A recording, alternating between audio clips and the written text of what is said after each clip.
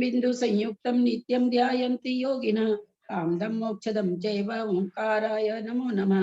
अवरत शब्द घन होग प्रक्षालित सकल भूतल कलंका मुनि भी रूपासी तीर्था सरस्वती हरतु न दूरितम अज्ञानतिमिरान्धानां ज्ञानांजन शलाकया चक्षुरुन्मीलितं येन तस्मै श्री गुरुवे नमः। श्री परम गुरुवे नमः। परम्पराचार्य गुरुभ्यो नमः। सकल कलुष विध्वंसकम श्रीशां परिवर्धकम धर्म संबंधकम भव्य जीवन प्रतिबोधकारकम पुण्य प्रकाशकम पाप प्रणाशकमिदं शास्त्रम श्री गोमठसार जीवकांड नामधेयम्। अस्य मूल ग्रंथ करतार श्री सर्वज्ञ देवा सदुत्तर ग्रंथ करतार श्री गंधर देवा प्रतिगंधर देवा तेषां वचनानुसारता मासाद्य श्री पूज्य नेमिचंद्राचार्य न विरचितम इदं शास्त्रम श्रोतार सावधानतया शृण्वन्तु। मंगलम भगवान वीरो मंगलम गौतमो गणि मंगलम कुंद कुंदादो जैन धर्मोस्तु मंगलम सर्वमंगल मांगल्यम सर्वकल्याणकारकम प्रधानम सर्वधर्मानां जैनम जयतुपशासनम जैनम जयतुशासनम। सरस्वती नमस्तुभ्यं वरदे कामरूपिणी विद्यारंभं करिष्यामि सिद्धिर्भवतु मे सदा। द्वासंग जिनवानी माता की जय।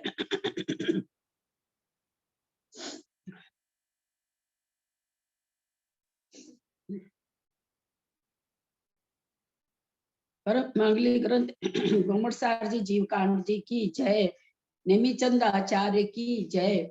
रत्नचंद मुक्तार जी की जय। अढ़ाई दीप पे विराजमान सभी आचार्य उपाध्याय सर साधु के चरणों में नमोस्तु नमोस्तु नमोस्तु। सभी यारिका माता जी के चरणों में बंदामी बंदामी बंदामी। सभी छुल्लक एलक के चरणों में इच्छामी इच्छामी इच्छामी। सभी प्रतिमाधारी के चरणों में वंदना वंदना वंदना। ग्रुप में विराजमान पूज्य बाबूजी नेमिचंद भाई साहब उमराव भाभी और भी जो पूज्य जन है सबका सादर चरण स्पर्श सभी से सादर जय जिनेन्द्र। हम लोग सभी गोमठसार जीवकांड जी का स्वाध्याय कर रहे हैं। जो मुक्तार जी की टीका उस पर लिखी गई है उसका स्वाध्याय करते हुए हम लोग की गुण स्थान पर रूपना पूरी हो गई है। जीव समास पर रूपना चल रही है। सिद्धम शुद्धम पर्णमीय जनिंद वर्णेमि चंद्रमकलंकम गुणरयन भूषणुदयम जीवस्य परुवणम वोचम। Page number 122। कथा का उच्चारण हो चुका था। आज गाथा का उच्चारण आप लोग करें। 75 नंबर की गाथा कुसुम जी जैन कुसुम जी छाबड़ा कलकत्ता करें। प्रणाम ललिता जी। सामण्य जीव तत् स्थावरेषु इगि विगल सयल चरिम दुगे इंद्रिय काये चरिमस्य दुति चतुर पण गभेद जुदे। ये इसके पहले की गाथा है आप लोग कब हो गई? आप नहीं होंगे कल। अच्छा कल रैली में थे। 76 नंबर की गाथा विजया जी ठोलिया। 76 हाँ। पण जुगले तस सहिये तसस दुति चदुर पण गभेद जुदे छद्दुग पत्ते यम्य तससतिय चदुर पण गभेद जुदे। पण जुगले तस सहिये तसस दुति चदुर पण गभेद जुदे छद्दुग पत्ते यम्य तसस्तीय चदुर पण गभेद जुदे। सादर प्रणाम दीदी, सादर वंदन। निमिचंद भाई साहब आप करेंगे क्या उच्चारण? अब पहले तो आप नहीं कर रहे थे बीच में। अभी कर रहे थे। हाँ? आंखों में पूरी क्लियर नहीं हुई। अच्छा ठीक है। प्रीति जैन 77 नंबर का था। प्रणाम आंटी। आंटी मेरा शास्त्र जी में हाथ नहीं लग रहा है। अच्छा ठीक। जेठी भाई साहब वंदना 77। समजुगलंबित य पन भंगु जुदे सुहोन्ति उनवीसा ए यादुवनी सोत्तीय इगिबिति गुणी देह वेठाणा। उज्ज्वला जी यपन भंगुजुदे सुहोंति उनवीसा एयादुन विसोत्तीय इगिबिति गुनि देहवे ठाणा। अंतिम बात था उज्ज्वला जी।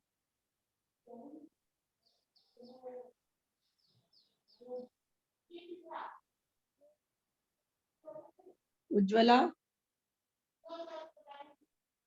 राय गौदर, क्या नाम लिखा हुआ, कर रहे हैं आप? मैं करूं? उज्ज्वला जी आप, हाँ आप करिए, 78 नंबर की गाथा करिए।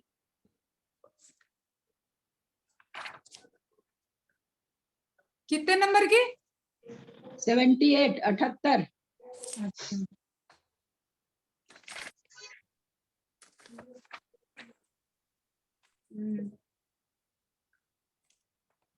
सामन्येन तिपति पढ़मा विद्या अपुन्नगे इदरे पज्जते लद्धिया पज्जते पढ़मा हवे पंक्ति। नीचे का लाइन शायद ठीक नहीं हुआ। पज्जते लद्धी अपज्जेते पढ़मा हवे पंक्ति। अपज तक आएगा, पज्जते लद्धी अपज ते पढ़मा हवे पंक्ति, ऐसे हाँ, आएगा इसका। हाँ हाँ। चलिए, सामान्य जीवम, सामान्य जीव, तस थावरेसु, तस माने त्रस, थावरेसु माने अस्थावर, त्रस अस्थावर, ईगी, ईगी माने एक इंद्रिय, बी माने विकलेंद्रिय, विगल, विगल माने विकलेंद्रिय, विकलेंद्रिय में तीनों इंद्रिय आ गए, 2 इंद्रिय, 3 इंद्रिय, 4 इंद्रिय। सयल माने सकल, सकल इंद्रिय। चरिम दुगे, चरिम माने अंतिम वाली, यानी सकल इंद्रिय, जो अंतिम सकल इंद्रिय है। दुगे माने उसके 2 भेद। सकल इंद्रिय के 2 भेद कौन से होते हैं? सैनी असैनी दीदी। हाँ, सेमी और संगी और असंगी के भेद से सकल इंद्रिय वाले 2 भेद होते हैं। इंद्रिय, इंद्रिय, काय, काय, काय, काय, चरिमस, फिर कहते हैं चरिमस दूती चदु, चदु, चतुरपन, पनक भेद जुदे। फिर कह रहे हैं तो इंद्रिय काय, फिर अंतिम जो त्रस काय है चरिमस, जो अस्थावर और त्रस का कहा। फिर त्रस काय के 2 भेद करने से उसके त्रस काय के 2 भेद करने से, 3 भेद करने से, और दूती, दू माने 2, ती माने 3, चदु माने 4, पन माने 5 भेद जुदे, भेद करने पर तो मिलाने से कितने हो जाएंगे? 7, 8, 9, 10 स्थान हो जाते हैं। पन जुगले तस सहिए, पंचेंद्रिय युगल 5 स्थावर युगलों में, तस सहिए त्रस को मिलाने से, तस त्रस के, फिर कहते हैं 2, 3, 4, 5 भेद, भेद करके मिलाने से 5 स्थावर युगल, और फिर त्रस के मिलाने से 11, 12, 13, 14, 15 स्थान होते हैं। 3 का है इसमें, 3 का दुति चदु आ जाता सीधा। दो माने 2, ती माने 3। ओह सेठ। सग जुगलम ही तस्स, सग जुगलम ही तस्स माने जुगल में सग जुगलम ही तस्स, 6 युगलों में, तस्स 56 भंग जुदेसु, 5 भंग जुदेसु मिलाने से होती 19 होते हैं। एया दून बिसोती, एया दून बिसोती, यह इगी बीगी इगी बीती गुणिते हवे ठाना।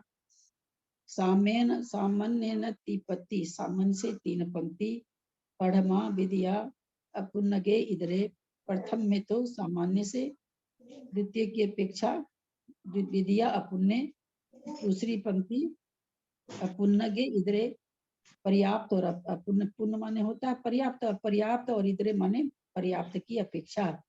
पज्जते तीसरी पंक्ति, 3 पंक्ति करने कर रहे थे। तीसरी पंक्ति में पर्याप्त लब्धि अपज्जते, लब्धि अपज्जते, लब्धि अपर्याप्त और निवृत्ति अपर्याप्त। पढ़मा हवे पंक्ति, ये पहली पंक्ति के हिसाब से करनी चाहिए। नीचे से अर्थ देख रहे हैं थोड़ा। सामान्य जीव, सामान्य जीवन, सामान्य जीव स्थावरेषु त्रस्व स्थावर ईगी विगल सयल चरुंदुगे एक इंद्रिय, विगल माने विकल इंद्रिय, सकल इंद्रिय, अंतिम सकल इंद्रिय के 2 भेद करने से, चरिंदुगे करने से, इंद्रिय काय चरिमस्य, फिर अंतिम त्रस्काय के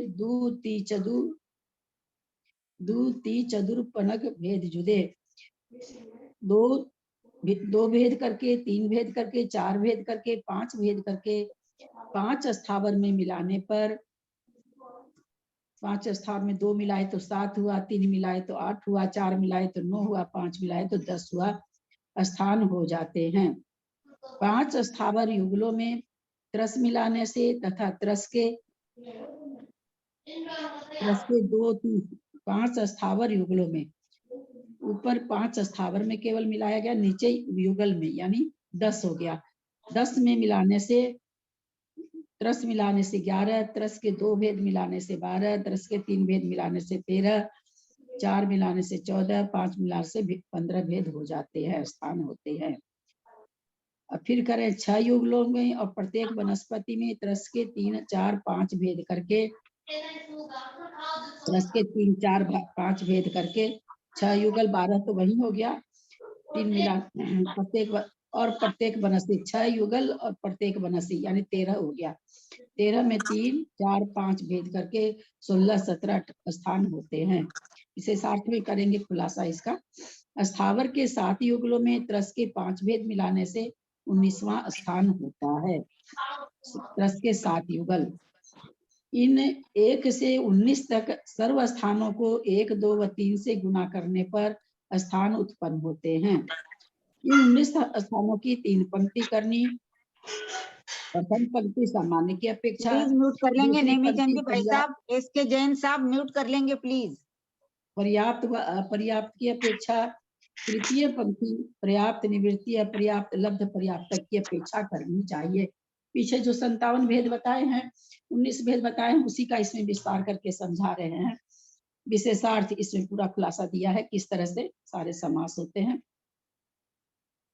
सामान्य जीव, त्रस्व, स्थावर, एक सबसे पहले सामान्य जीव, 2 में फिर हो गया त्रस या स्थावर, फिर 3 में कहते एक इंद्रिय, विकल इंद्रिय, सकल इंद्रिय, फिर 4 में एक इंद्रिय, विकल इंद्रिय, संगीत। एक अगर जीवों के बारे में एक भेद बोला जाए तो सामान्य जीव हो जाएंगे। जीव बोलने से सारे जीव आ जाते हैं। 2 बोला जाएगा तो रस स्थावर आएगा। 3 भेद बोला जाएगा तो एक इंद्रिय, विकल इंद्रिय, सकल इंद्रिय बोला समझा जाएगा। 4 भेद बोला जाएगा तो एक इंद्रिय, विकल इंद्रिय, संगी पंचेंद्रिय, असंगी पंचेंद्रिय। इसमें विकल इंद्रियों को खोला नहीं जाएगा, बस विकल इंद्रिय ही बोलेंगे। तो 4 भेद अगर जीव बोला जाए, 4 प्रकार के जीव होते हैं, तो एक इंद्रिय, विकल इंद्रिय, संगी पंचेंद्रिय, असंगी पंचेंद्रिय। अगर बोले 5 प्रकार के जीव होते हैं, एक इंद्रिय, 2 इंद्रिय, 3 इंद्रिय, चतुरिंद्रिय, पंचेंद्रिय। 6 प्रकार के जीव होते हैं, पृथ्वी कायिक, अपकायिक, तेज कायिक, वायु कायिक, वनस्पति कायिक और त्रश कायिक।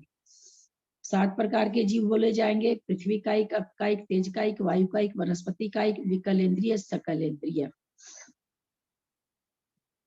इसमें ये सारे भेद में जो भी एक भेद बोले, चाहे 2 भेद बोले, चाहे 3 भेद बोले, इसमें सब में सामान्यता क्या है? सब भेद में,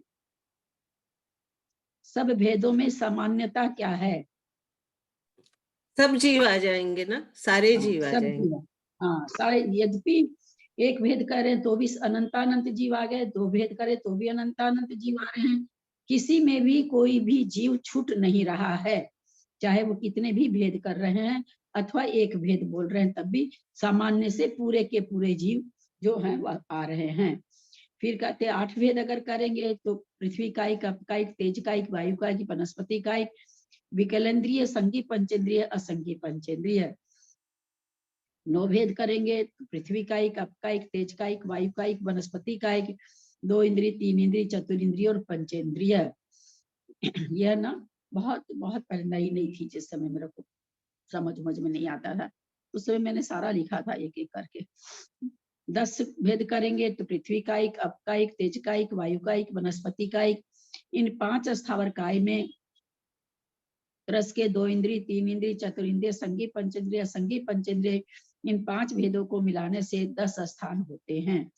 जीव समास में जो प्रथम स्थान है वह संग्रहात्मक द्रव्यार्थिक नय की अपेक्षा से है।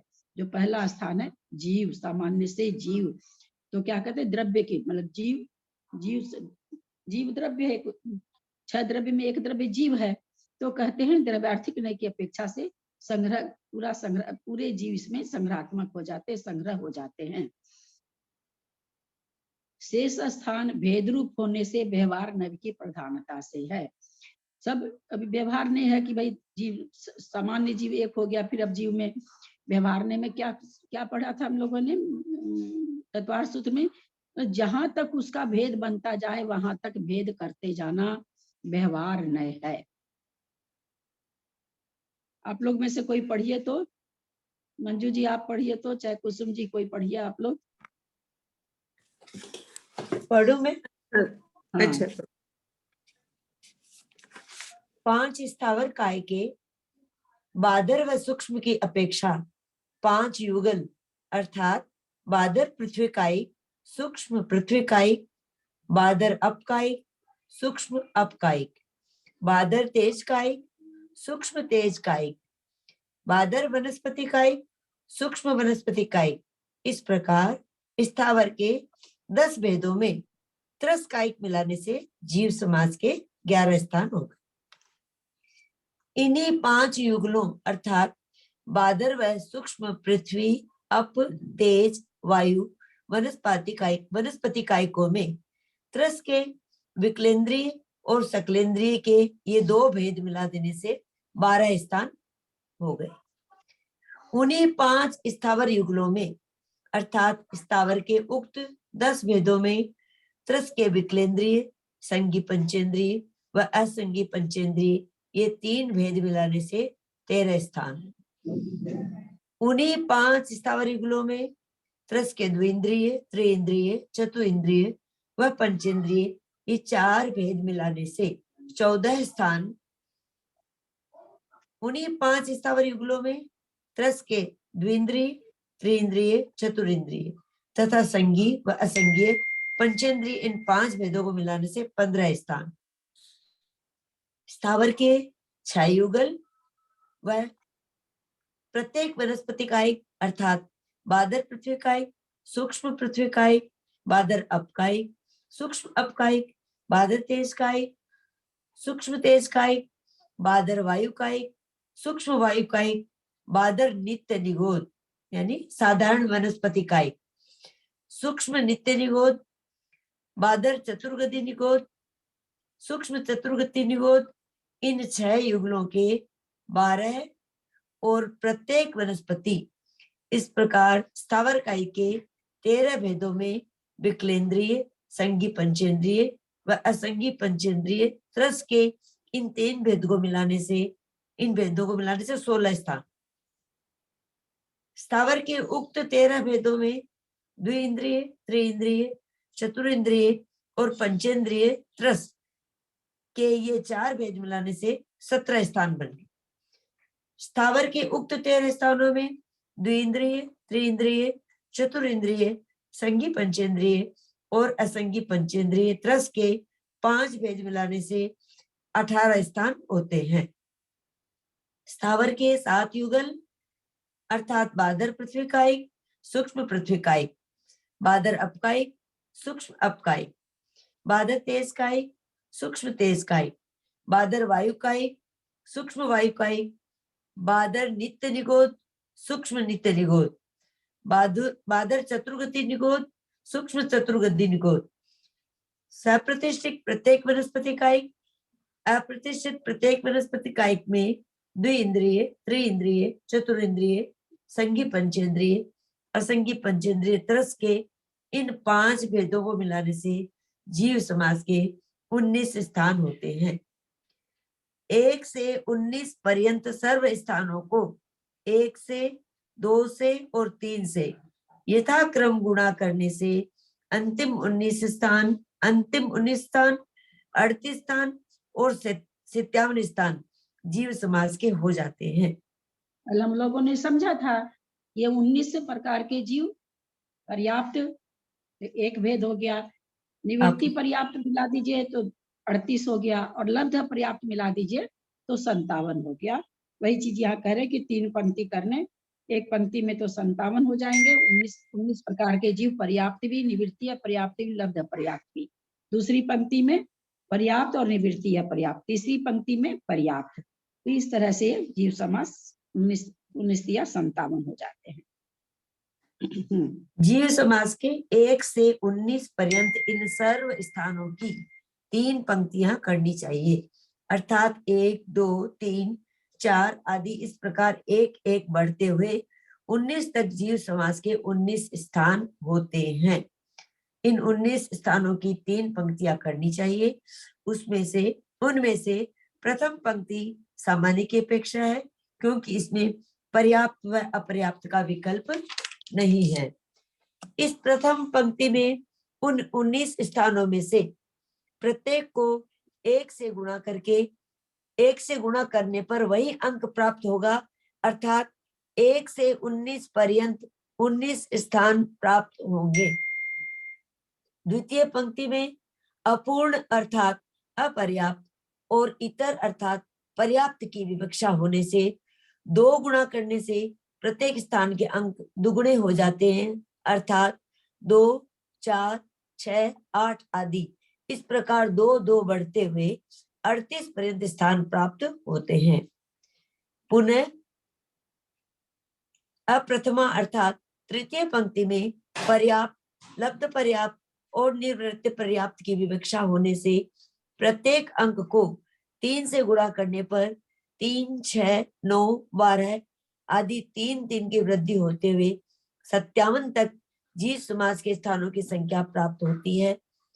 यद्यपि दूसरी व तीसरी पंक्तियां अप्रथमा हैं, किंतु गाथा में द्वितीय पंक्ति का पृथक उल्लेख होने से अप्रथमा के द्वारा तृतीय पंक्ति का ग्रहण होता है।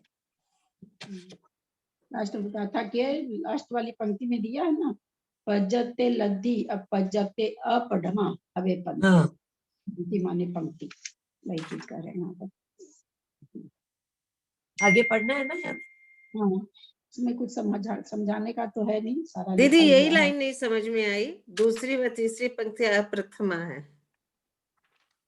हाँ, तो वही तो कह रहे हैं ना कि भाई जैसे हमने कह रहे कि हमने तृतीय पंक्ति के लिए अप्रथमा लिखा, लेकिन भाई अप्रथमा जो प्रथम नहीं है, अप्रथमा माने जो प्रथम नहीं है, तो दूसरी पंक्ति भी प्रथम नहीं है, तीसरी पंक्ति भी प्रथम नहीं है, फिर हमने तीसरी पंक्ति के लिए क्यों लिखा?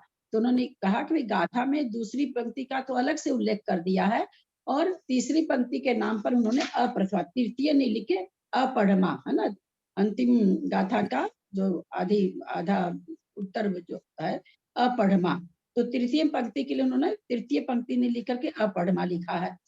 और सामान्य ने 3 पंक्ति, सामान्य से 3 पंक्ति करिए, पढ़मा माने पढ़िया, विधिया, विधिया माने दूसरी पंक्ति। तो वो यहाँ कहना चाह रहे हैं कि भाई अप्रथमा तो दूसरी पंक्ति भी है, लेकिन हमने इसलिए उसको नहीं कहा अपढ़मा, क्योंकि उसका नाम अलग से दे दिया गाथा में, विधिया, तो इसलिए अपढ़मा में हम तीसरी पंक्ति को कह रहे हैं, क्योंकि गाथा में तीसरी पंक्ति के लिए अपढ़मा आया है, ऐसा कह रहे हैं। ठीक है दीदी। दावला पुस्तक 2 से पृष्ठ 591 पर जीव समासों के स्थानों का कथन इस प्रकार है: 2 अथवा 3, 4 अथवा 6, 6 अथवा 9, 8 अथवा 12, 10 अथवा 15, 12 अथवा 18, 14 अथवा 21, 16 अथवा 24, 18 अथवा 27 20 अथवा 30, 22 अथवा 33, 24 अथवा 36, 26 अथवा 39, 28 अथवा 42, 30 अथवा 45, 32 अथवा 48, 34 अथवा 51, 36 अथवा 54, 38 अथवा 57 जीव समास होते हैं। इनका विशेष स्पष्टीकरण धवल पुस्तक 2 से पृष्ठ 551 से 599 तक है, वहां से जान लेना चाहिए। 4 पंक्ति दे दिए। इतना संक्षेप में दे दिए। वहां पर कैसे है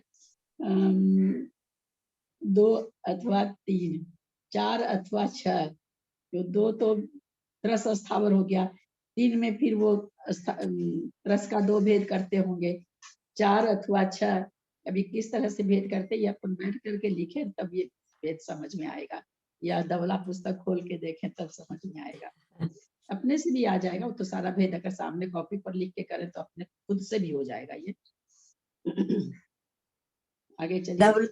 धवलाकार आचार्य श्री वीर सेन स्वामी ने निर्वृत्ति पर्याप्त व निर्वृत्त पर्याप्त की अपेक्षा से संख्या का कथन किया है, अथवा निर्वृत्ति पर्याप्त। दीदी ये जो लास्ट की लाइन है ना, लास्ट में ये लिखा हुआ है ना 2 अथवा 3, 4 अथवा 6, 6 अथवा 9, ये जो नीचे की संख्या है ना उसमें लिखा हुआ है 2 पर्याप्त की अपेक्षा 2, पर्याप्त निर्पर्याप्त अपर्याप्त की अपेक्षा 3, 4, 6, 9, नीचे के में ऐसे कैसे लिखा हुआ है, वो अंकों की अपेक्षा लिख दिया उसमें रोज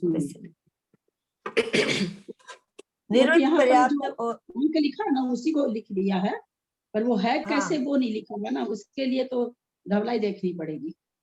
हाँ ठीक, या धवला देखे या बैठ करके मिलाएं तो हो भी सकता, मिल भी जाए ऐसा बात। पूरा अगर एक एक भेद लिखे तब होगा, एक एक भेद मिला करके करा, क्योंकि कोई भी जीव छूटना नहीं चाहिए किसी भी पंक्ति में, किसी भी भेद में। निर्वृत्त पर्याप्ति की अपेक्षा से संख्या का कथन किया है, अथवा निर्वृत्ति पर्याप्त, निर्वृत्त पर्याप्त और लब्ध पर्याप्त की अपेक्षा कथन किया है। सामान्य की अपेक्षा संख्या का कथन नहीं किया है, किंतु गौमठ सार जीव कांड का 78 में सामान्य की अपेक्षा से भी संख्या का कथन प्रथम पंक्ति में किया गया है। यद्यपि धवला टीका और गोमठ सार जीव कांड में जीव समास स्थान संख्या में मात्र सामान्य की अपेक्षा संख्या का कथन करने और न करने का ही अंतर है, अन्य कोई अंतर नहीं है। तथापि भेदों के विशेष विवरण में बहुत अंतर है। जैसे गोमठ सार में त्रस और स्थावर ऐसे 2 जीव समासों का कथन किया गया है, किंतु धवला टीका में पर्याप्त और अपर्याप्त ऐसे 2 जीव समास कहे गए हैं। विशेष जानने के लिए वही धवला पुस्तक 2 पृष्ठ 591 से 599 तक देखना चाहिए। जीव समाज की स्थान संख्या का विवरण इस प्रकार है। दूसरी पंक्ति में जो अभी पढ़ रही है कुसुम जी, उस वाले में दूसरी पंक्ति में आया निवृत्ति पर्याप्त, निवृत्ति पर्याप्त और लब्ध पर्याप्त, ये 3 कौन कौन से जीव हुए? एक तो जिनकी निवृत्ति पूर्ण हो चुकी है, होगी, और जो भी लब्ध पर्याप्त की तो पर्याप्त पूर्ण होगी नहीं, इसलिए उनको तो अलग ही है। और इनमें यही होगा कि एक अपर्याप्त है जब तक पर्याप्ति पूर्ण नहीं होती है, जब तक। एक एक का बताए ना, एक एक का बताए। संख्या का कथन दीदी किया है। जो निर्वृत्ति पर्याप्त है वो तो निर्वृत्ति पर्याप्त जीवी है, मतलब जी इनकी पर्याप्तियां पूरी हो गई है, निर्वृत्ति पर्याप्त। हाँ। और निर्वृत्ति पर्याप्त निर्वृत्ति अपर्याप्त जीव है, मतलब इनकी अभी पर्याप्ति पूरी नहीं हुई है लेकिन ये पूरी हो जाएगी। हाँ। और ये लब्धि अप्राप्तक है, लब्धि पूरी अपर्याप्त इनकी कभी पूरी नहीं होगी पर शुरू हो गई है वो वाले। पर्याप्ति पूर्ण नहीं होगी उनकी। निवृत्ति पर्याप्त का मतलब निवृत्त हो चुका, पर्याप्ति से निवृत्त हो चुका, यानी पर्याप्ति को पूर्ण कर चुका। बहुत अच्छा। वो पहला सामान्य की अपेक्षा दोनों में कितना, गोमठ सार धवला टीका में कितना बड़ा अंतर बता दिए। उन्होंने कहा त्रस और वो लिया है स्थावर, यद्यपि धवला टीका गोमटसार जीव कानून जीव समास स्थान संख्या में मात्र सामान्य की अपेक्षा संख्या का कथन करने और न करने का ही अंतर है, अन्य कोई अंतर नहीं। तथापि भेदों के विशेष विवरण में बहुत अंतर है। जैसे गोमटसार में त्रस और अस्थावर ऐसे दो जीव समासों का कथन किया है, किंतु धवला टीका में पर्याप्त और अपर्याप्त ऐसे दो जीव समास कहे हैं। दोनों को रिप्रेजेंट तो कर नहीं रहे हैं। ऐसा तो है नहीं कि त्रस पर्याप्ति होते हैं, अस्थावर अपर्याप्ति होते हैं। बिल्कुल मतलब दोनों भेद बिल्कुल अलग हैं। तो उसके दोनों इसके दोनों एक भेद नहीं हो सकते। आचार्य की अपनी अपनी विवक्षा है कहने की।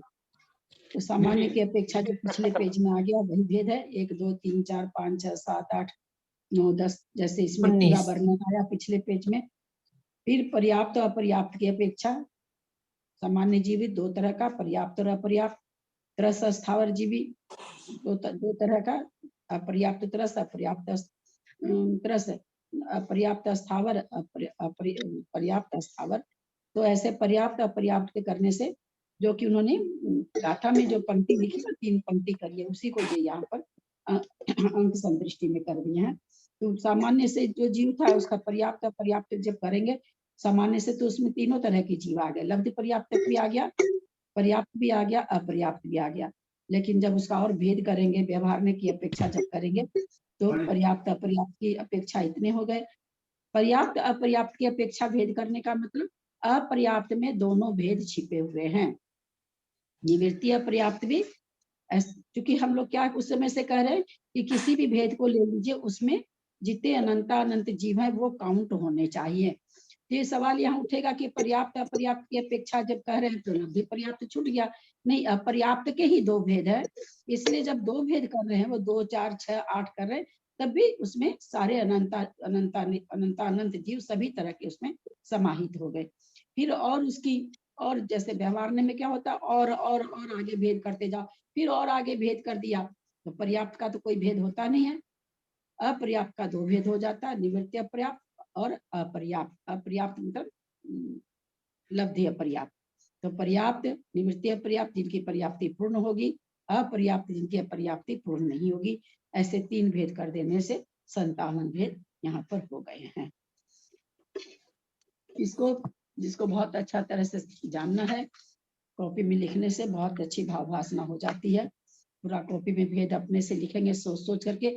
10 तक तो थोड़ा सा, 11 के बाद तो 10 भेद हो जा रहे हैं स्थावर काय का, सूक्ष्म और बादर। 11 से 10 भेद तो वही होते जा रहे हैं। उसके बाद उसमें पहले में त्रस काय मिला दिए, दूसरे में फिर क्या नाम है सो विकल इंद्रिय सकल इंद्रिय करके मिला दिए। तो इस तरह से मतलब बहुत अच्छा लगेगा अगर आप लोग लिखेंगे तो, क्योंकि मैं इसको लिखी थी, बहुत बहुत अच्छा लगा था लिखने से, बहुत विशेष मेरा ज्ञान भी हुआ कहीं था। मिलेगा लिखा हुआ।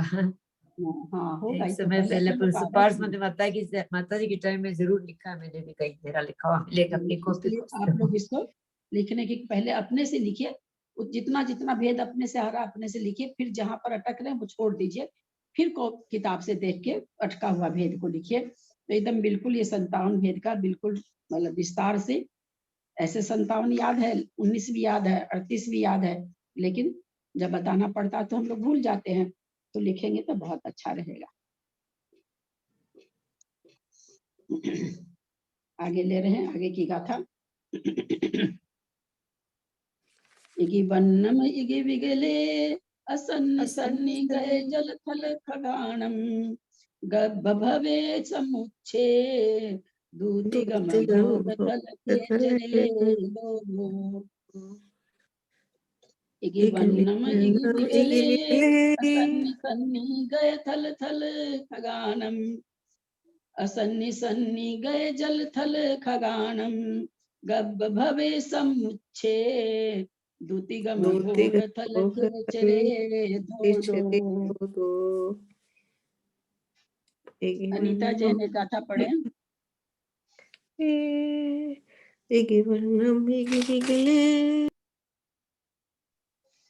अनीता जैन कलकत्ता। हाँ पढ़ती।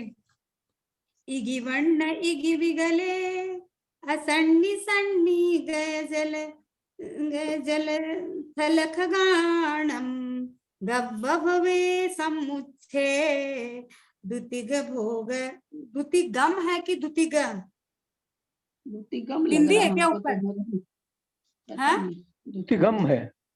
गम है ना, बिंदी। दुतिगम। हाँ बिंदी है, लग तो बिंदी है। अच्छा, दुतिगम भोग थल खेचरे दो दो। पहली पंक्ति ठीक नहीं पढ़ी आपने। बाद वाली ठीक नहीं गया। गब्ब भवे हाँ। समुच्छे दुतिगम भोग पहली थल पहली खेचरे दो दो। पहली पंक्ति। अच्छा, इगी वर्ण इगी विगले असन्नि सन्नि गय जल थल खगाणम। गब्बभवे समुच्छे दुतिगम भोग थल खेचरे दो दो। एक गाथा और है, मैंने ध्यान ही नहीं दी। अज्जव मले छमनुये तिदु भोग भूमि जे दो दो सुर निरये दो दो दी जीव समासाहु अड नवदी। अज्जव मले छमनुये तिदु भोग भूमि जे दो दो सुर निरये दो दो इदी जीव समासाहु अड नवदी नवदी। बाबू जी आप पढ़ेंगे? बाबू जी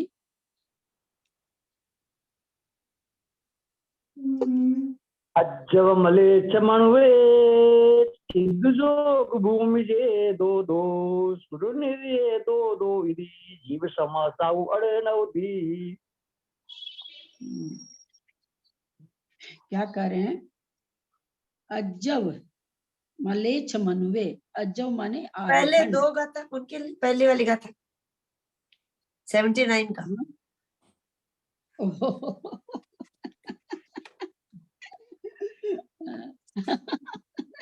मैदान में जाके इतनी थक जाती हूँ, पूरा दिमाग ही नहीं काम करता। इगी वर्णम इगी विगले, इगी वर्णम एक इंद्रिय हाँ। और इगी विगले माने विकल इंद्रियों का।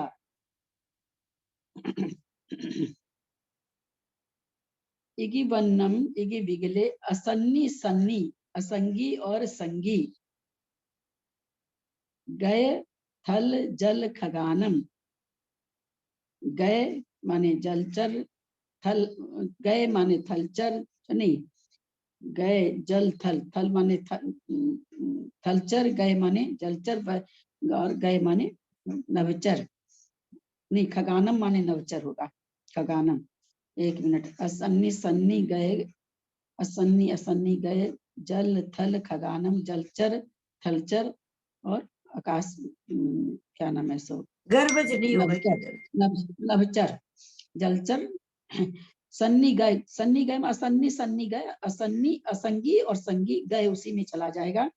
फिर जलचर थलचर और नभचर।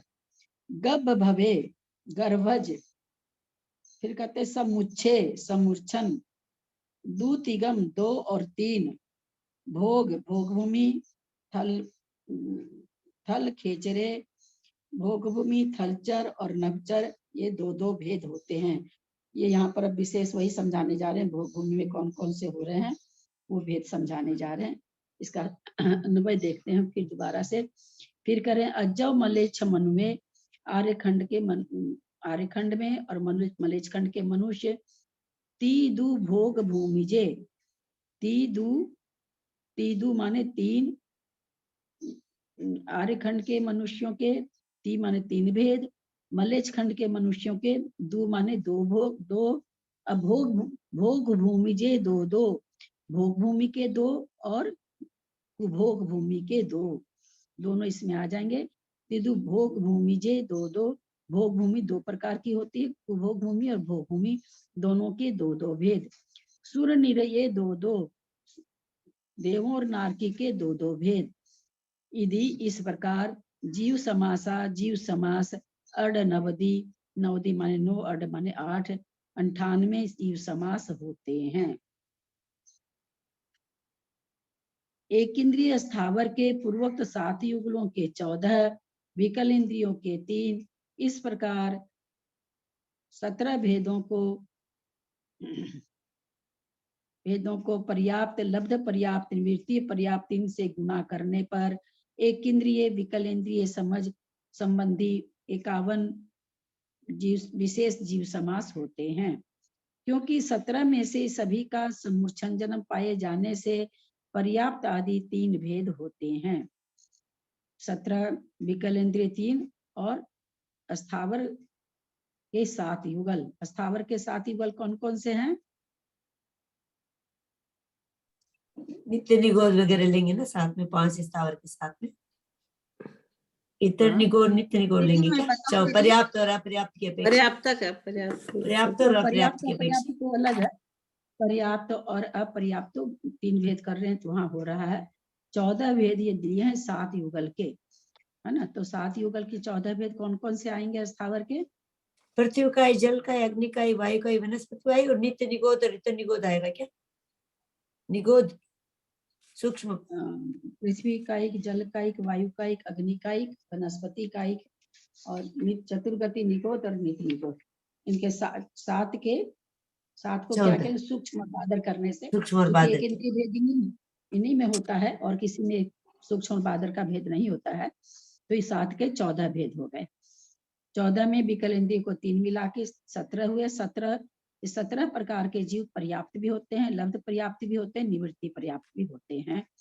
तो इस तरह से 51 जीव समास हो गया। क्योंकि इन 17 में सभी का समूर्छन जन्म पाए जाने से पर्याप्त आदि 3 भेद होते हैं। कर्म भूमि संगी व असंगी पंचेंद्रिय त्रियंचों के जलचर, थलचर, नभचर में गर्भजों के पर्याप्त और निवृत्ति पर्याप्त ऐसे 2 भेद होते हैं। कर्म भूमि संगी व असंगी पंचेंद्रिय त्रियंचों के जलचर, थलचर, नभचर में गर्भज के पर्याप्त और निवृत्ति पर्याप्त ऐसे 2 भेद होते हैं। क्योंकि गर्भजों में लब्ध पर्याप्तक नहीं होते। इस प्रकार गर्भज, संगी व असंगी कर्म भूमि त्रियंचों में 12 जीव समास होते हैं, किंतु इन्हीं के समूर्छनों में पर्याप्तक भी होते हैं। ऊपर तो कहा उन्होंने कर्म भूमि संगी असंगी पंचेंद्रिय त्रियंचों के जलचर, थलचर, नभचर के गर्भजों के पर्याप्त, निवृत्ति पर्याप्त ऐसे 2 भेद होते हैं। ये तो त्रियंचों के भेद चल रहे हैं, क्योंकि जलचर, थलचर, नभचर तो त्रियंच के भेद होते हैं।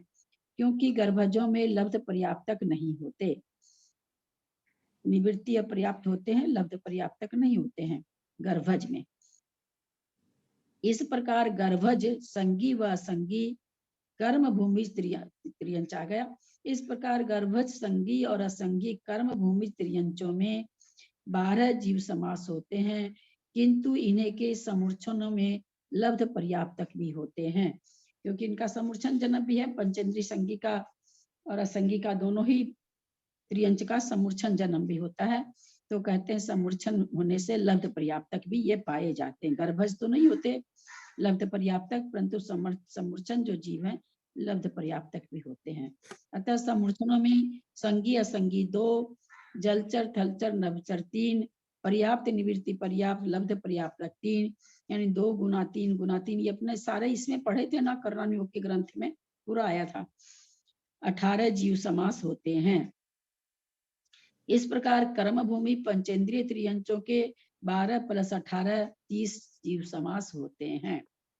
इनमें भोग भूमि के 4 जीव समास मिलाने पर पंचेंद्रियों के समस्त जीव समास 30 4 34 होते हैं। इन्हीं 34 जीव समासों में एक इंद्रिय और विकलेंद्रिय के 51, जो ऊपर हम लोग पहले देख लिए हैं वही वाले 51 भेद मिलाने पर त्रियंचों के 85 जीव समास होते हैं। खाली त्रियंच के ही हो गए 85, तो 98 में 85 तो त्रियंचों के हो गए। कर्म भूमि आर्यखंड के मनुष्यों में पर्याप्त, निवृत्ति पर्याप्त, लब्ध पर्याप्त 3 जीव समास हैं, किंतु मलेच्छ खंड में लब्ध पर्याप्तक मनुष्य नहीं होते। अतः पर्याप्त और निवृत्ति पर्याप्त रूप 2 ही भेद होते हैं। इसी प्रकार भोग भूमि और उपभोग भूमि में भी लब्ध पर्याप्तक मनुष्य नहीं होते हैं। अतः उनमें भी मनुष्यों के 2 जीव समास पाए जाने से मनुष्य संबंधी सर्व 3 तो हो गया कर्म भूमि के हिसाब से, 2 मलेच्छ खंड से और 2 भोग भूमि के, 2 कुभोग भूमि के, इस तरह 9 जी समास मनुष्यों के पाए जाते हैं। देवगति के 2 तथा नरक गति के भी 2 जीव समास होते हैं, क्योंकि देव और नारकियों में पर्याप्त और निवृत्ति पर्याप्त ये 2 ही भेद पाए जाते हैं। देव और नारकी अपर्याप्त अवस्था में मरण होता है क्या? देव और देव और नारकी का नारकियों का मरण नहीं होता ना दीदी? नहीं होता।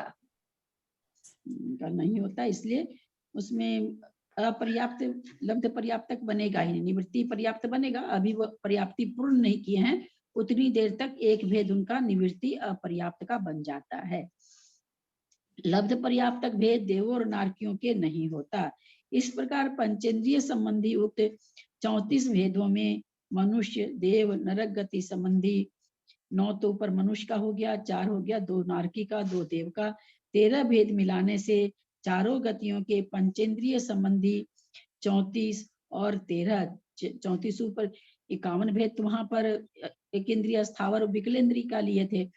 जो 34 भेद आया था वो पंचेंद्री का आया था, तो यहाँ पर वही कहते एक इंद्रिय, विकलेंद्री, 51 भेद नहीं, सॉरी 13 भेद मिलाने से 34। चारों गतियों के पंचेंद्रिय संबंधी 34 और 13 तो हो गए मनुष्य, देव और नारकी के, 34 हो गए विकलेंद्रियों के लेकर के, पंचेंद्रिय त्रियंचों के 34 भेद अभी ऊपर हम लोगों ने देखा 34 भेद। 47 जीव समास होते हैं। एक इंद्रिय व विकलेंद्रिय संबंधी 51 भेद मिलाकर 47 + 51 98 जीव समास हो जाते हैं मंद प्रबोधनी टीका के आधार से। जीवकांड जी है, जीवकांड जी में जीव का ही पूरा वर्णन चलेगा, जीव की खोज चल रही है। एक वो ये आता ना दोहा, दया दया सब ही कहे दया न जाने कोई, जीव जाति जाने बिना दया कहाँ से हो। जब तक जीव की जाति नहीं जानेंगे कैसे कैसे जीव कहाँ कहाँ होते हैं, तब तक तो दया पल ही नहीं सकती है। ये 58 जीव समास उसी हिसाब से हम लोगों को जानना है, ताकि जीव हिंसा से हम लोग जितना बच सकें। स्वामी कार्तिकेय अनुप्रेक्षा गाथा 131, 132, 133 की टीका में श्री सुखचंद्राचार्य ने जीव समास के जो 98 स्थान बताए हैं वे और दूसरी तरह के देखिए, वे इस प्रकार हैं। समूर्छन त्रियंचों के 69, गर्भ त्रियंचों के 16 भेद होते हैं। समूर्छन किसे कहते हैं? शरीर के आकार रूप परिणमन करने की योग्यता रखने वाले उद्गल स्कंदों को चारों ओर से एकत्र होकर जन्म लेने वाले जीव के शरीर रूप होने का नाम समूर्छन है, और समूर्छन से जन्म लेने वाले जीव समूर्छन जीव होते हैं। समूर्छन जीव पंचेंद्रिय होते हैं कि नहीं? होते हैं ना दीदी? होते हैं। संगी होते हैं, संगी। हाँ, हमारे शरीरों में जो होते हैं, शरीर में पंचेंद्रिय, शरीर में मनपिस्त्रों के योनि, खाक वगैरह जैसे वर्णन आता है उसमें तो पंचेंद्रिय संगी होते हैं। समूर्छन शंभुरमन का समुद्र 500 योजन चौड़ा, 1000 वो भी लंबा, संगी। 250 मोटा, तो समूर्छन जीव है, और साथ में संगी भी है ही है। समूर्छन त्रियंचों के 23 भेदों में से 69 जीव समास होते हैं। वे 23 भेद इस प्रकार ये हैं। कहाँ पढ़ा? गर्भज किसे कहते हैं?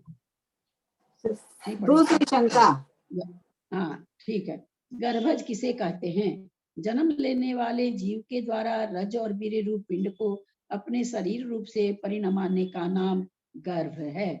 उस गर्भ से उत्पन्न होने वाले गर्भज कहलाते हैं, अर्थात माता के गर्भ से उत्पन्न होने वाले जीव गर्भ जन्म वाले हैं। समूर्छन जो वातावरण से चारों बगल से उद्गल परमाणुओं को ग्रहण करके अपना शरीर बना लेते हैं, उसमें माता का रज और पिता के वीर्य की आवश्यकता नहीं होती है। जिसमें माता का रज और पिता के वीर्य की आवश्यकता होती है, वो गर्भ जन्म होता है।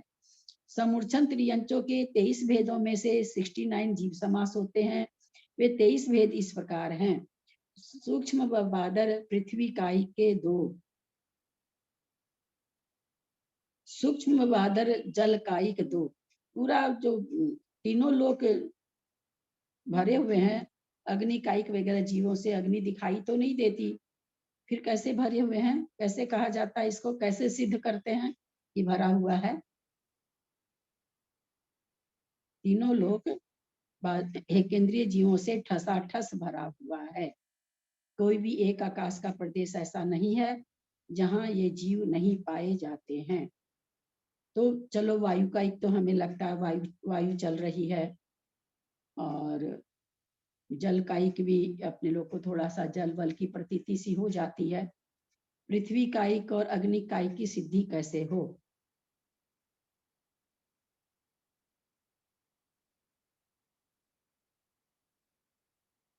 दीजिए, उत्तर दीजिए। सूक्ष्म बादर पृथ्वी कायिक, जल कायिक, वायु कायिक और वनस्पति कायिक जीव तीनों लोक में ठसाठस नहीं भरे हुए हैं, क्योंकि बादर जीव को किसी न किसी सहारे की जरूरत होती है। और सूक्ष्म जीव पूरा तीनों लोक अग्नि कायिक जीवों से भी भरा है, पृथ्वी कायिक से भी भरा हुआ है, परंतु सूक्ष्म है, हमारी सूक्ष्म जीव हमारे आंख के गोचर नहीं हो सकते। इसलिए सूक्ष्म जीवों से इनको रहने के लिए, ठहरने के लिए किसी सहारे की जरूरत नहीं है, किसी के सहारे से ये नहीं होते। बादर तो किसी न किसी के सहारे से ही रहेंगे, सूक्ष्म जीव किसी के सहारे से नहीं रहते हैं। अतः जो सूक्ष्म अग्निकायिक जीव हैं वे भी सब जगह भरे हुए हैं। सूक्ष्म व बादर चतुर्गति निगोद चतुर्गति निगोद साधारण वनस्पति कायिक। निगोदिया जीव किसको कहते हैं? वनस्पति, एक सेंटेंस आप लोग को याद है निगोद के लिए जो बोला गया था, किसको याद है?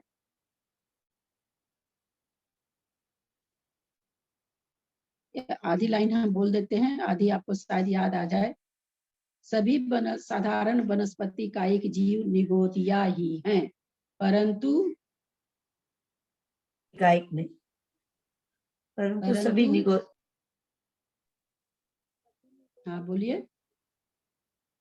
सभी निगोदिया वनस्पति है, वनस्पति कायिक नहीं, साधारण वनस्पति है, लेकिन सारे साधारण वनस्पति निगोदिया नहीं है। साधारण वनस्पति निगोदिया ही हैं, परंतु सभी वनस्पति कायिक निगोदिया नहीं।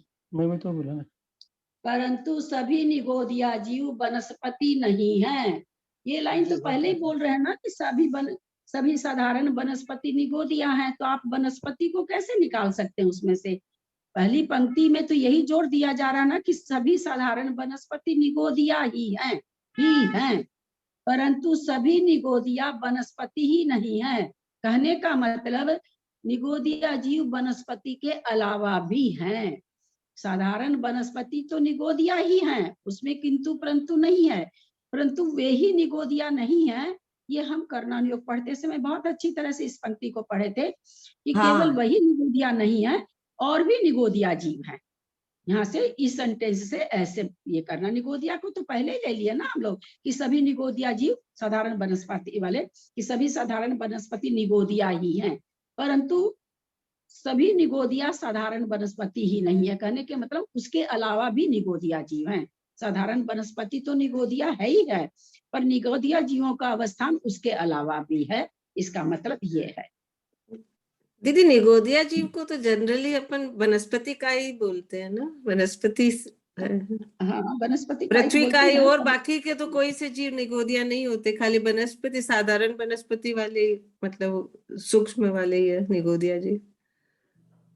बाकी के तो नहीं, मतलब निगोदिया के जीव के लिए जब वर्णन आता है तो वनस्पति काय वाले जीवों को ही निगोदिया कहते हैं। दूसरे कौन से हुए? वो वनस्पति कायिक को निगोदिया कहते हैं, ऐसा नहीं है। वनस्पति कायिक साधारण वनस्पति हम नहीं खाएं, इसलिए वहां पर कहा जाता है कि भाई साधारण वनस्पति निगोदिया जीवों का भंडार है।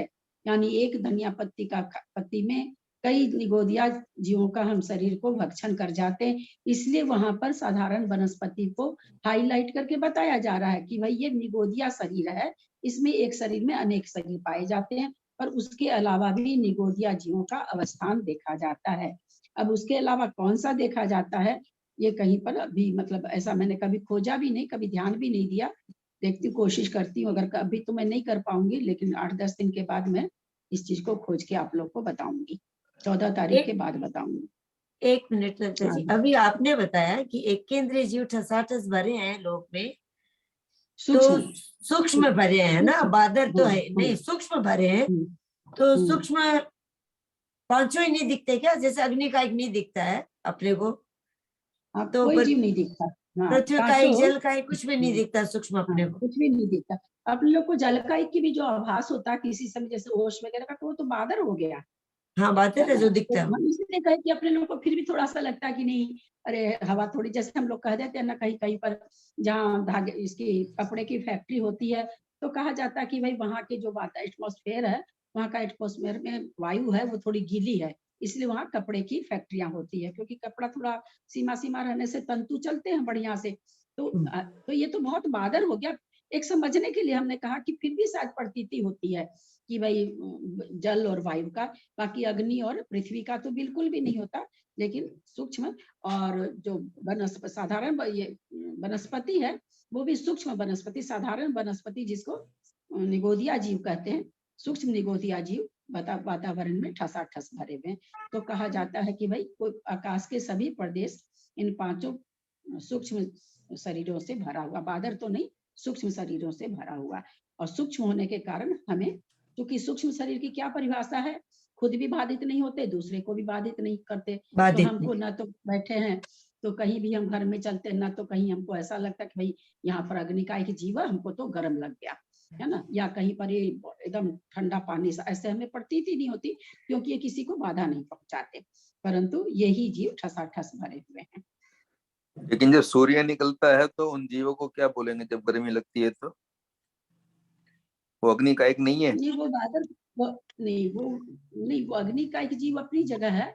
जो भी मतलब अगर आप कहते हैं सूर्य के निकलने से गर्म ठंडा, तो वो थोड़ी जीव, सूर्य की किरणों में जो जीव गर्म, जो सूर्य की किरणों में जो ताप पाया जा रहा है, तो उसमें जो जीव है उसके लिए तो आया है ना, उनको कौन सा आतप नामकरण आतप का उदय नामकरण। है, और वो नहीं, बादल जीव है, उनको आतप नामकरण का उदय है। बट वो है बादर।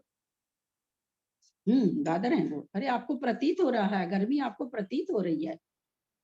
जो सूक्ष्म जीव है ना, उसकी किसी भी, कोई भी तरह का स्पर्श रस गंध वर्ण पाया जाता है पौधगलिक शरीर में, तो उसका कोई भी स्पर्श रस गंध वर्ण का हमको पता फील नहीं नहीं चलेगा, होता है। तभी सूक्ष्म कहलाएगा। नहीं तो वो सूक्ष्म जिसका भी अगर हमको पता चल रहा है, वो जीव हमें नहीं दिखाई देता है, पर वो बादर जीव में आ जाएगा। चले आगे। सूक्ष्म समूर्छन त्रियंचों के 23 भेदों के 69 जीव समास होते हैं। वे 23 भेद इस प्रकार हैं: सूक्ष्म व बादर पृथ्वी काई के 2, सूक्ष्म व बादर जल काई के 2, सूक्ष्म बादर अग्नि काई के 2, सूक्ष्म बादर वायु काई के 2, सूक्ष्म व बादर नित्य निगोद साधारण वनस्पति काई 2। यानी नित्य निगोद जो है, इतर निगोद और नित्य निगोद, जो निगोद से आज तक नहीं निकले उसको नित्य निगोद कहते हैं। तो वो जीव भी सूक्ष्म और बादर के भेद से 2 प्रकार के हैं। ये जो सूक्ष्म नित्य निगोद जीव, नित्य निगोद का हम ये नहीं समझे, पहले भी ये बात आ चुकी है कि वो कलंकला भूमि उसका नाम है। वैसे तो अपने सरवार सिद्धि के लेखक के हिसाब से कलंकला उस भूमि का नाम है। तो ऐसा नहीं समझ के बैठे कि जो नित्य निगोद है वो कलंकला भूमि में ही रहते हैं, ऐसा कलकला कुछ भी है कि नहीं है। कलंकला है? कलकला है कि है? कलंकला है? कहे तो आपको कि सरवार सिद्धि के लेखक ने हाँ, कलंकला कलकला है नाम कि दिया। कलंकला है? कलकला है। कलकला। कलकला तो हम लोग बोलते ही हैं, आज तक बोलते अच्छा, ही आए हैं। कुछ पादाचार्य ने सरवार लेकिन सिद्धि में जी सरवार सिद्धि में मैंने तो पंक्ति तक लिख दी है कि इस पंक्ति में, उसी को पढ़ करके तो वो चारू कीर्ति जी महाराज बहुत ज्यादा मतलब आश्चर्यचकित रहे थे कि मैंने 100 बार पढ़ा सरवार सिद्धि पर, आज तक ध्यान नहीं दिया, और आपने नक्शे में लिख दिया। मैंने तो पंक्ति तक लिख दी है, पेज तक लिख दिया, वहां पर उसका नाम कलंकला है। तो ऐसा हम नहीं समझे कि नित्य निगोद बादर अथवा सूक्ष्म नित्य निगोद वहीं रहता है। सूक्ष्म नित्य निगोद तो पूरे तीनों लोक में है, और बादर नित्य निगोद तो किसी के सहारे से रहता है, इसलिए जहां रहता होगा वही रहता है। साधारण वनस्पति भी 2 तरह की, सूक्ष्म व बादर। सूक्ष्म व बादर चतुर्गति चतुर्गति साधारण वनस्पति कायिक, यानी चतुर्गति साधारण वनस्पति भी, यानी जो साधारण वनस्पति चारों गतियों में घूम करके वापस साधारण वनस्पति बन गई है। देखिए कितनी हम लोग कहते हैं ना, हम लोग तो कभी बनेंगे नहीं कुछ, हम मनुष्य ही रहेंगे। सूक्ष्म व बादर चतुर्गति निगोद, चारों गतियों में जो भ्रमण करके वापस निगोद में आ गया है, ऐसा चतुर्गति निगोद साधारण वनस्पति सूक्ष्म व बादर। एक तो नित्य निगोद का भेद हो गया साधारण वनस्पति का, एक चतुर्गति निगोद का सूक्ष्म और बादर दो भेद हो गया। इस प्रकार एकेंद्रीय स्थावरों के 14 भेद होते हैं। ये सारे के सारे स्थावर जीवों के भेद हो गए, 14 भेद होते हैं। शंख सीप आदि 2 इंद्रिय, कुंथु चींटी आदि 3 इंद्रिय, डांस मच्छर आदि चतुरिंद्रिय, ये 3 विकलेंद्रिय त्रियंच हैं। कर्म भूमि जलचर संगी और असंगी पंचेंद्रिय त्रियंच 2, कर्म भूमि जलचर संगी और असंगी 2 पंचेंद्रिय त्रियंच 2, कर्म भूमि नवचर संगी व असंगी पंचेंद्रिय त्रियंच 2, कर्म भूमि स्थलचर संगी व असंगी पंचेंद्रिय त्रियंच 2। इस प्रकार कर्म भूमि पंचेंद्रिय त्रियंचों के 6 भेद, एक इंद्रियों के 14, विकल त्रय के 3 और पंचेंद्रिय के 6, सब मिलाकर 23 भेद समूर्छन त्रियंचों के होते हैं। ये सारे के सारे समूर्छन जन्म की यहाँ पर गणना बताए हैं। इनमें से प्रत्येक पर्याप्त, निवृत्ति पर्याप्त, लब्ध पर्याप्त, ऐसे 3 प्रकार के होते हैं।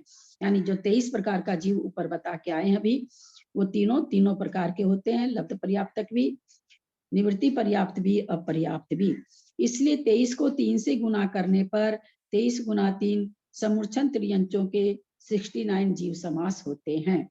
इनमें गर्भज त्रियंचों के 16 भी, गर्भज त्रियंच हम लोगों ने देखा था, गर्भज त्रियंचों के 16 भेद मिला देने पर त्रियंच संबंधी कुल 85 जीव समास होते हैं। गर्भज त्रियंच संबंधी 16 भेद इस प्रकार है। मछली आदि कर्म भूमि गर्भज जलचर संगी असंगी पंचेंद्रिय त्रियंच 2, हिरण आदि कर्म भूमि गर्भज स्थलचर संगी व असंगी पंचेंद्रिय 2, यानी थलचर और जलचर दोनों में असंगी भेद भी हैं। पक्षी आदि कर्म भूमि गर्भज नभचर संगी असंगी पंचेंद्रिय त्रियंच जाति 2, भोग भूमि स्थलचर गर्भज संगी ही होता है, अतः उनका एक भेद। भोग भूमि नभचर त्रियंच भी संगी ही होता है, इसलिए उसका एक भेद। वहां पर असंगी तो होते ही नहीं, सिर्फ पंचेंद्रिय मनुष्य और त्रियंच पाए जाते हैं, लेकिन पंचेंद्रिय संगी पाए जाते हैं। वहां जलचर जीव शायद नहीं पाए जाते हैं, नहीं आया ना। भोग भूमि स्थलचर आ गया, भोग भूमि नभचर आ गया। ये सभी त्रियंच पर्याप्त, निवृत्ति पर्याप्त के भेद से 2-2 प्रकार के हैं, अतः गर्भज त्रियंचों के 8 गुना 2 16 भेद हो जाते हैं। निगोद किसे कहते हैं? जो शरीर अनंतानंत जीवों को स्थान देता है वह निगोद शरीर है। अभिप्राय यह है कि जिस एक शरीर में अनंतानंत जीव रहते हैं वह निगोद शरीर है। प्रकरण आया है, इसलिए एक पंक्ति पूछ रहे हैं, निगोद शरीर कितने दिन तक बना रहता है?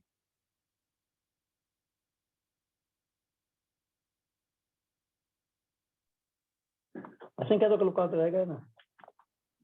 असंख्यात उत्सर्पणी अवसर्पणी बीत जाती है, पर वो शरीर बना ही रहता है।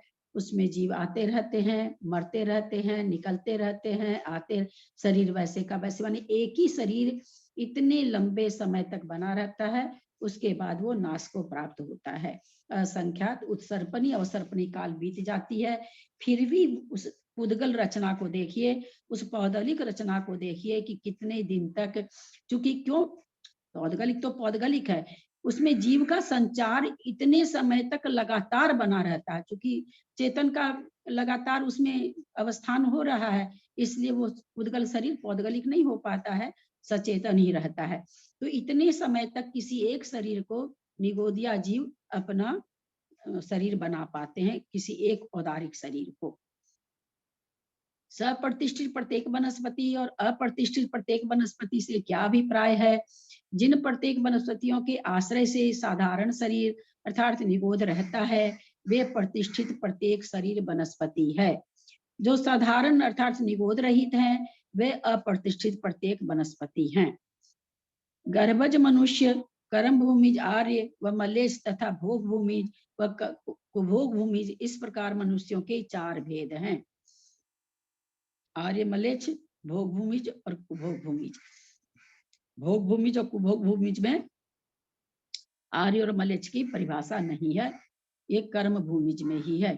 यद्यपि वहां पर मलेच्छ खंड में चौथा काल ही हमेशा वर्तन होता रहता है, चौथा काल कर्म भूमि होती है, इसलिए कर्म भूमि के भेद भूमिज के कर्म भूमिज माने ज लगने, कर्म भूमिज का मतलब हो गया कर्म भूमि में जन्म लेने वाले, ज लगने से जन्म लेने वाले।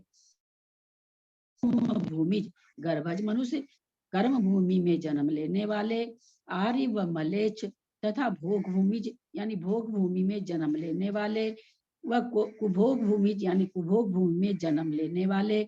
इस प्रकार मनुष्यों के 4 भेद हैं। इनमें से प्रत्येक पर्याप्त व निवृत्ति पर्याप्त होते हैं। निवृत्ति पर्याप्त जीव हमेशा ध्यान में रखें, निवृत्ति पर्याप्त जीव नियम से पर्याप्ति पूर्ण करता है, उसके लिए निवृत्ति पर्याप्त आता है। अतः गर्भज मनुष्यों के 8 भेद और एक लब्ध पर्याप्त समूर्छन मनुष्य, ये कुल 9 जीव समास मनुष्य संबंधी जानने चाहिए। देव पर्याप्त और निवृत्ति पर्याप्त के भेद से 2 प्रकार के, तथैव नारकी भी पर्याप्त व निवृत्ति पर्याप्त के भेद से 2 प्रकार के। इस प्रकार देव नारकी संबंधी 4 जीव समास होते हैं। सर्व मिलाकर समस्त जीव समास स्थान त्रियंचों के 85, मनुष्यों के 9, देवों के 2, नारकियों के 2, 85, 9, 2, 2 कुल 98 होते हैं। आप लोग इसको बहुत अच्छा रहेगा, थोड़ा सा अगर कॉपी में लिखेंगे, लिखने से थोड़ी सी चीजें याद हो जाती है, समझ में भी आ जाता है चीज और याद भी हो जाती है।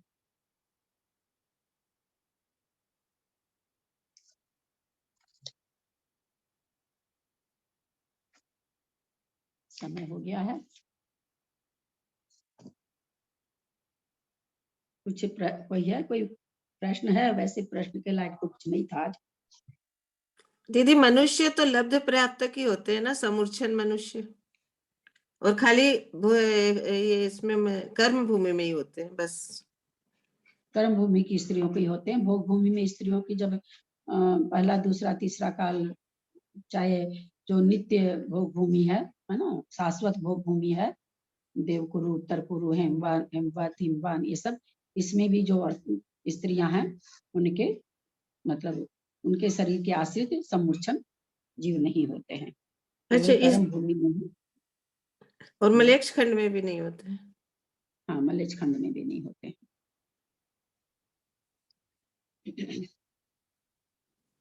अक्षर मात्रा पद वाक्य, अपने लोग जब वो पढ़े थे, क्या कहते हैं, अंतर्मार्गणा सा अंतर्मार्गणा जब पढ़े थे, आएगा इसमें भी आएगा, उसमें मुझे याद आता है लब्ध पर्याप्तक मनुष्यों का भी अंतर्मार्गणा आई थी, तो हमने समझा भी था कि लब्ध पर्याप्तक मनुष्यों का अंतर्मार्गणा कैसे बैठ सकती है। तो वहां पर फिर ये आया था कि भाई जो शाश्वत भूमियां नहीं है, जहाँ पर काल परिवर्तन है, वहां पर जब भोग भूमि रहती है, भोग भूमि की व्यवस्था रहती है, तब उस समय जीवों के शरीर के आश्रित समूर्छन जीव पैदा नहीं होते हैं, इसलिए वो व्यवस्था बैठ जाएगी।